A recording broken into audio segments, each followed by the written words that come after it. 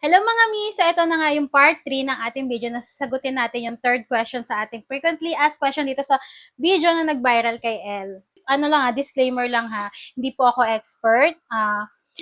Tawag dito, bali yung mga sinasabi ko po sa inyo is based on my experience as a mother po. Or pag naghanap ka ng trabaho, pag-aaralan mo muna, tapos ititrain ka, tapos ayun, magagawa mo na yung trabaho mo. Parang ganun lang din yung ginawa kong method kay Elma. So, yun nga mga mi, nung 1 year old po siya, pinid ko po siya ng information hanggang mag 2 years old po siya. And then, tinraining ko po siya na gawin yung mga gusto kong ipagawa sa kanya, like yung mag-activity po siya, maglinis ng mga toys niya. So, yun, paano ko na-maintain yung ganon?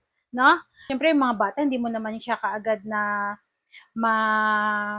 uutusan na gawin yung mga bagay na yun kapag hindi siya interesado, di ba?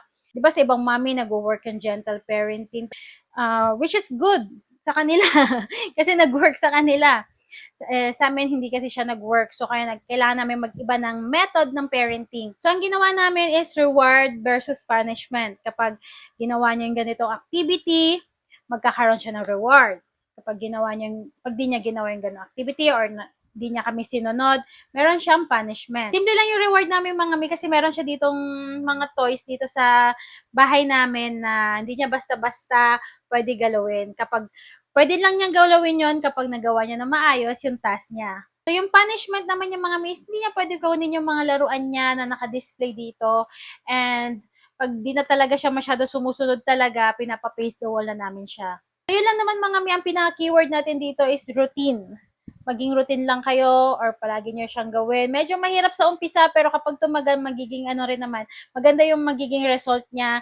Ang pinakamaipapayo ko lang kapag gagawin nyo to na gusto nyo maging independent si baby, dapat maging safe yung environment niya, maging accessible sa kanya yung mga gagamitin niyang materials dun sa pag-aaral niya. And syempre, dapat organized din tayo mga mi kasi paano magiging organized si baby kung hindi tayo organized. So yun lang mga mi, maraming salamat sa inyo, maraming salamat sa panonood ko. Nagustuhan nyo po itong video namin na ganito, i-follow nyo po kami.